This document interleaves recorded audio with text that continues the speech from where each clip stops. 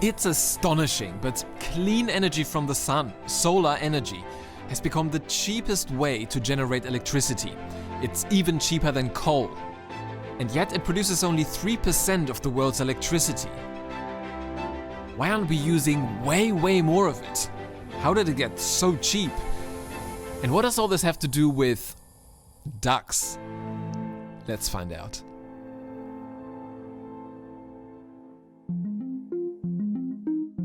First, let's take a look at how much the price for solar has fallen. I started this job as an analyst of solar in 2005.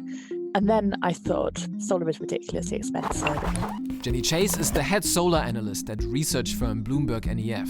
You'd pay about $4 a watt for a solar panel. And today you'd pay about 20 cents for that same watt. And that is just the last 15 years. If you look further back, the price drop is even more impressive. How did this happen? It's been a long story, but it's unbelievable. Gregory Nemeth has written a book about this. No one country did it. It was an exchange of one country building on another. The US created the technology. The modern-day solar cell made from silicon was invented in the US in 1954. Back then it mainly got used in the space industry and was still super expensive. But as the technology progressed, prices started to fall. Germany created a market. In 2000, Germany passed a law to boost renewable energy development. This was big because it put a fixed price on energy generated from sources like wind or solar. That gave people and companies a reason to set up solar panels, and for them to do that, someone needed to build these solar panels. China made it cheap. Once the German law had come into force, China really started to pump out those solar cells.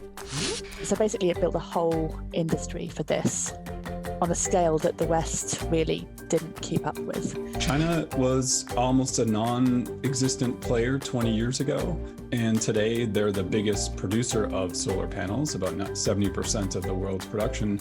So this is how we ended up where we are now, with clean energy that also makes business sense. But if solar is so great, why don't we rely on it much more and just switch off all these dirty power plants? Well, solar has always had this one big problem. It only really works when the sun is shining. When it's cloudy or, even worse, dark, even the best solar cells are pretty useless. And that's a real shame because that's when we'd need them the most. Let's take a look at how we use energy. In the morning, when most people get up and get ready, we need energy.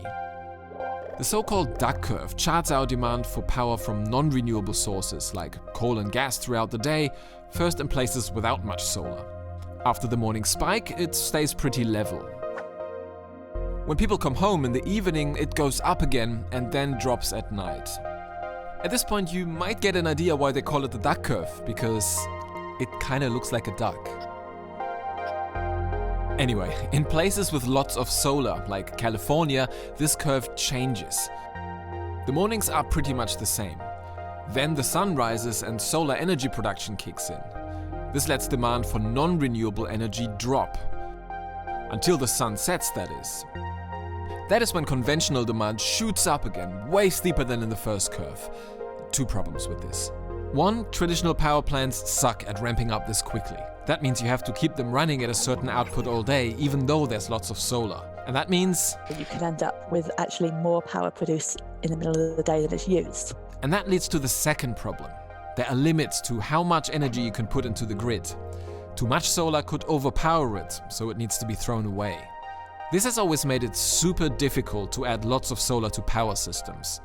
But guess what? There is now a solution to this. And chances are you have part of it in front of you right now. A lithium-ion battery.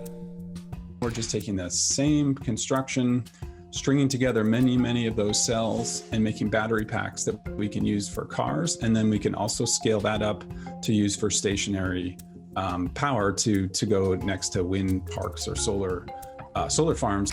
What's been quite good over the last few years is that batteries have got a lot cheaper as well.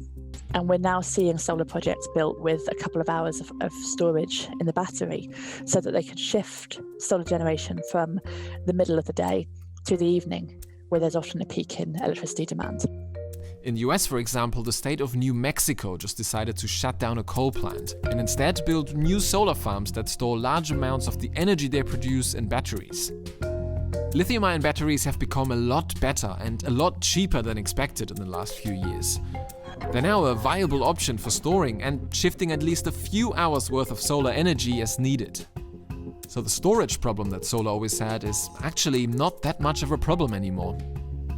Sometimes though, we might want longer-term storage, in places without much sunshine, for example. And that's why companies are offering other solutions. Let's just run through a few. Another type of battery, called a flow battery, separates the charge outside a cell. That has two advantages. It can store more energy and for longer. The problem is, they're still relatively expensive. Then there's pumped hydro storage, which is already used quite a bit. You need two lakes and one of them needs to be in a hill. During the day, you use solar energy to pump water from the lower lake up to the higher lake. When you need energy at night, you can just let it run down through a turbine. But for that, you need to find lakes and, well, a hill. Another solution using gravity comes from a Swiss company. It's working on a tower that raises building blocks with solar energy and then releases the energy by lowering them again. But for this too, you need space.